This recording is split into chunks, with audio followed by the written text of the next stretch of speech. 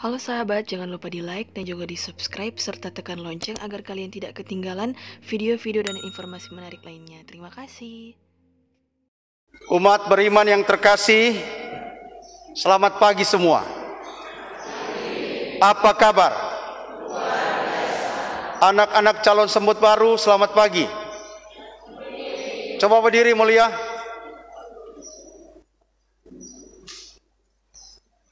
Terima kasih, silakan duduk. Oh, mana di situ?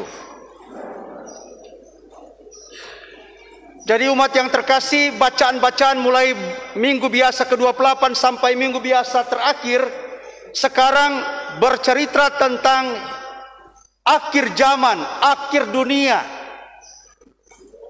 Dan akhir zaman, akhir dunia berbicara juga tentang penegasan tentang hidup yang kekal.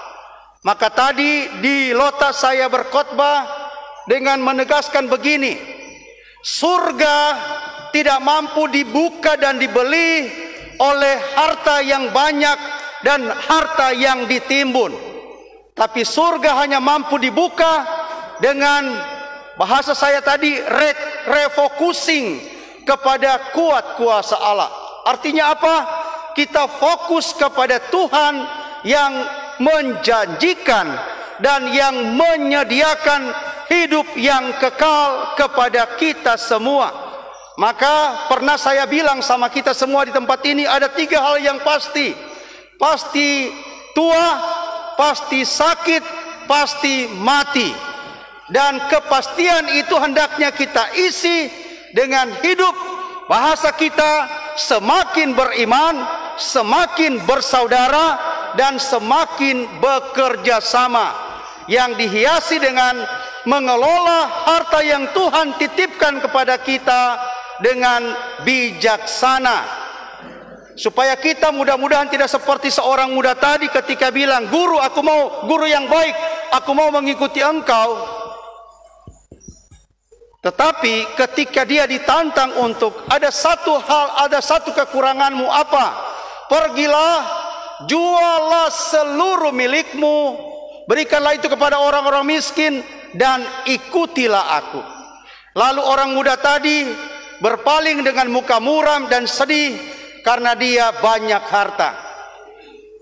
Dia tidak mampu mengikuti Yesus karena dia masih terikat dengan harta yang ada di dunia. Maka Yesus memberikan perumpamaan betapa sulitnya orang kaya masuk kerajaan surga. Kesulitan itu diumpamakan dengan orang tersebut sangat terikat.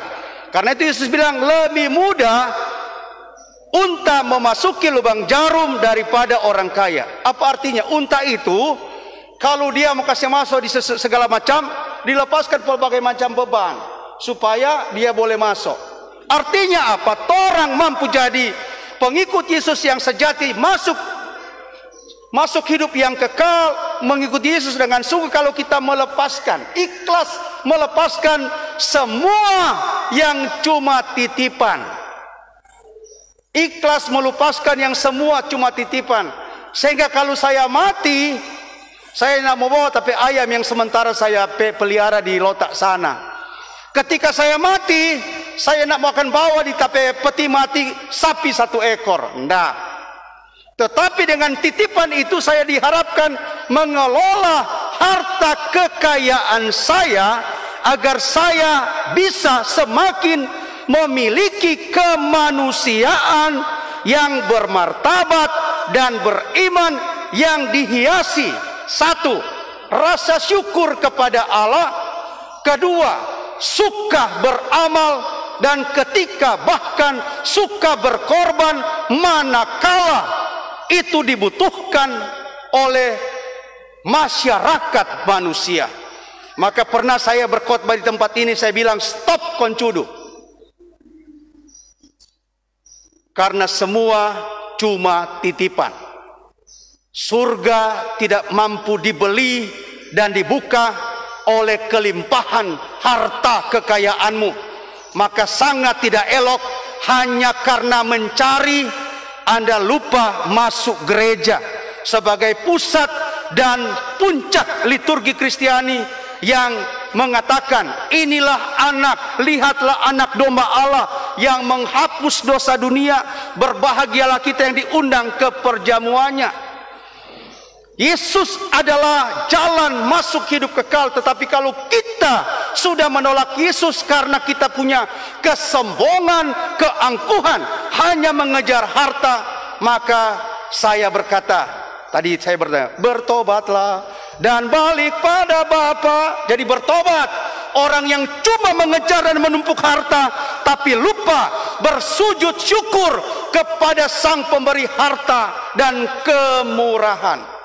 Harta adalah kiasan hidup semata. Harta cuma kiasan. Yang paling penting apa? Kejujuran, keikhlasan. Ya, jujur. Kalau tidak ada doi, bilang tidak ada doi. Sehingga ketika saya todong Anda Billy Gelang, kalau tidak ada doi, memang belum bilang tidak ada doi. Tapi karena bilang tidak ada doi, sebentar pergi di Miba Om Abu. Jujur dan apalagi ikhlas untuk sebuah kemajuan yang harus dikolaborasikan dalam kebersamaan yang bersaudara dan bersesama. Karena itu bacaan pertama tadi mengajak kita untuk memiliki kebijaksanaan yang aplikasinya bahasa sekarang, hendaknya kita memiliki kecerdasan integratif, kecerdasan intelektual, kecerdasan emosional, kecerdasan finansial, kecerdasan afektif, kecerdasan relasional. Kita cerdas mengelola hidup kita sehingga kita tidak hanya terkurung belenggu pada apa yang sudah kita miliki, pada apa rencana kita, tapi semua itu ditorongi dalam interaksi dan interkoneksi dengan masyarakat dan sesama manusia. Maka jangan cuma bilang, "Kenapa tidak masuk rapat?" Ada bersih bagus, tapi ikut rapat juga bagus. Apa yang penting? Cerdas mengelola waktu. Kenapa tidak ikut rapat? Ada rosario bagus, rapat pun bagus. Maka cerdas mengelola kehidupan. Kenapa tidak ikut rapat? Ada saki bagus, saki tidak bagus. Saki harus diobati. Tapi ketika Anda sakit, lihat, orang punya kepemimpinan adalah pelayanan partisipatif. Jangan cuma bilang sakit, tapi mulai lihat. Saya sebagai ketua, kalau saya sakit ada wakil ketua, ada sekretaris, ada bendahara. Itu kepemimpinan kolegial yang saling membantu manakala kita membutuhkan bantuan yang sungguh. Sehingga kita tidak pernah hands up, tidak pernah menyerah dengan kondisi-kondisi saat ini untuk melakukan merefocusing kehidupan kita agar semakin berpusat dan dekat dengan Yesus. Maka saya ajak bertobat. OMK yang hanya berfokus pada pertandingan Mobile Legends dan PUBG, tapi lupa melakukan hal yang indah juga, yakni membantu orang tua, hormat dan taat kepada orang tua yang diwakili oleh pastor paroki. Ketika pastor paroki mengajak Anda bekerja bakti di lahan misi cagar budaya Watu Pinantik. Bertobat OMK yang hanya berfokus pada kuliah online, padahal kuliah online itu pada jam 8 malam. Kerja bakti jam 8 pagi sampai jam 16. Mencari alasan, pastor minta maaf ada kuliah, tapi ketika saya lihat search, oh kuliah jam 8 malam. Kita kadangkala terbelenggu dalam rekayasa kemalasan untuk semakin tumbuh dan berkembang dalam keberanian berinteraksi lebih dan lebih untuk kemuliaan Tuhan. Maka bacaan kedua tadi mengajak kita untuk memiliki ketajaman nurani. Jangan begitu gampang membenarkan diri, apalagi menyombongkan diri. Hati nurani yang tajam adalah hati nurani yang peka, tersentuh dan peduli. Itulah hati nurani yang tajam. Peka, tersentuh dan peduli untuk memang sungguh-sungguh suka berkebaikan biarpun dia punya banyak kekurangan, suka berkehidupan kolaboratif biarpun dia punya keterbatasan, bukan terbelenggu, saya sekurang, saya so terbatas, kita mau sembunyi. Itu seperti talenta satu yang ditimbun di tanah dan tidak menghasilkan buah. Maka saya pernah berkhotbah di tempat ini, jangan jadi orang Katolik kali yang biasa-biasa,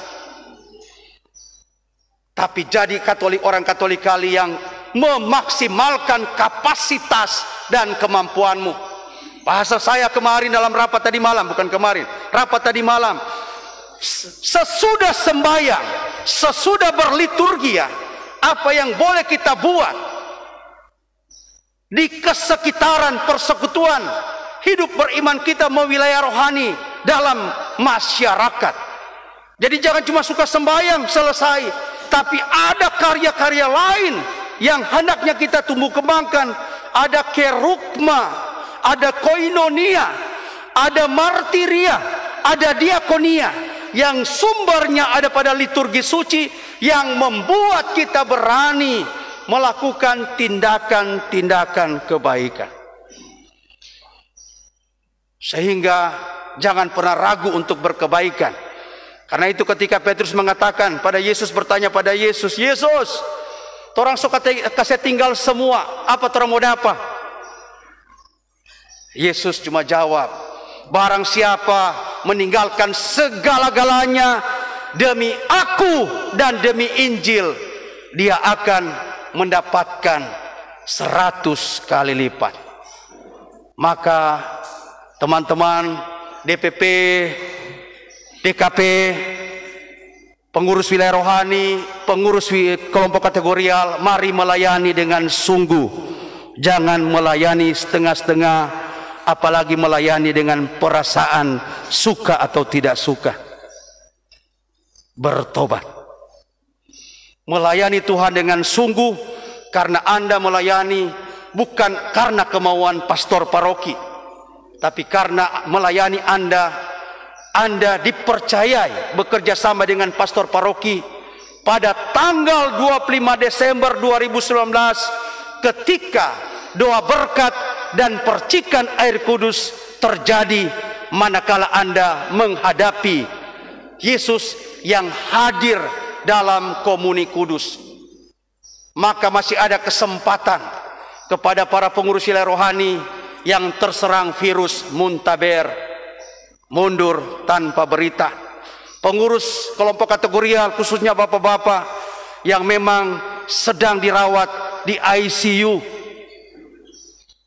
Karena kemarin rapat evaluasi cuma ketua,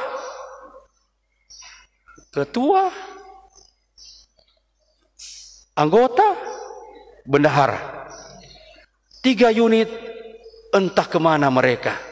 Seperti Jai Langkung, pulang tadi antar, datang tadi undang, pulang tadi antar. Padahal undangan saya sudah beberapa hari lalu dan senantiasa di stressing lagi oleh tim sekretariat. Maka saya sekali lagi mengajak, mari kita bertobat. Jangan melayani Tuhan hanya ikut mau. Melayani Tuhan karena Anda yakin Anda dipercaya oleh Tuhan di tengah ketidaksempurnaan Anda. Anda dipercaya oleh Tuhan untuk melayani di tengah ketidaksempurnaan Anda. Dan di tengah ketidaksempurnaan ini kita ditolong oleh komunikasi, oleh rapat, oleh evaluasi, oleh budgeting yang sedang kita upayakan. Maka jangan menghilangkan diri dengan sikap cuek dan tanpa berita. Dan inilah juga yang mudah-mudahan mengedukasi umat Allah yang ada di tempat ini supaya rajin membangun komunikasi yang datang dari panggilan hidup beriman kita.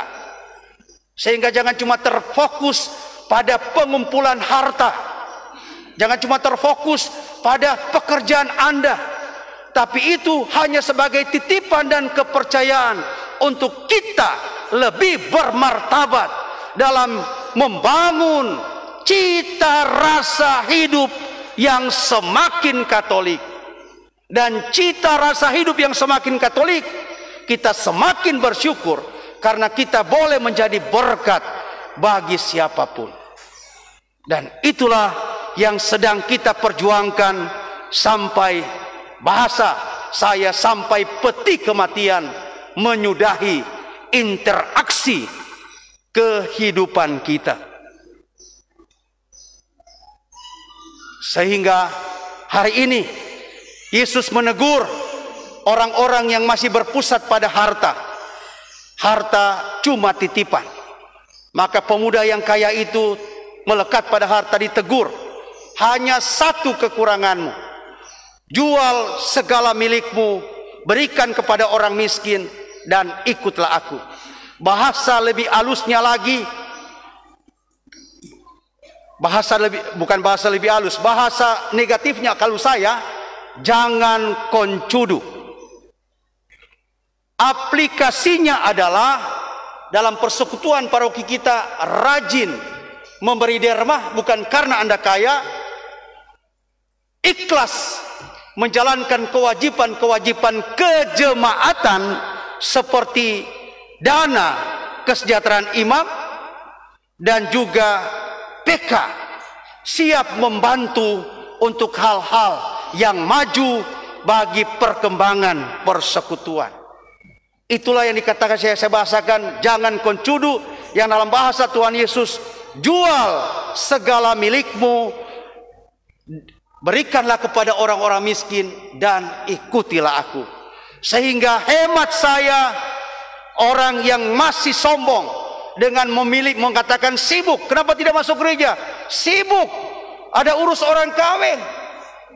Sibuk, ada antar otoh ke Gorontalo. Sibuk, ada kasih pindah sapi. Sibuk, ada kasih makan ayam. No, itu cuma titipan. Sehingga diharapkan Anda memiliki kecerdasan integratif untuk mengelola waktu yang Tuhan punya. Waktu yang Tuhan punya, Dia isi dengan nafas yang terberi.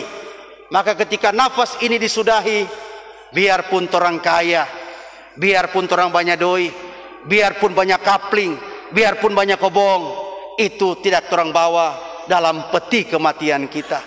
Yang orang bawa cuma meterai permandian, cinta pada Bunda Maria. Karena itu orang mati pakai kaus tangan. Kita kalau mati pakai kaus tangan, kau pegang rosario. Jadi bapak-bapak ada rosario jo ini. Cuma itu orang meterai. Nyana bawa tuh kapling di nyanda. Nyana mau bawa tuh biar kena bawa ada biliet 200 miliar. Mau tabuka tuh surga.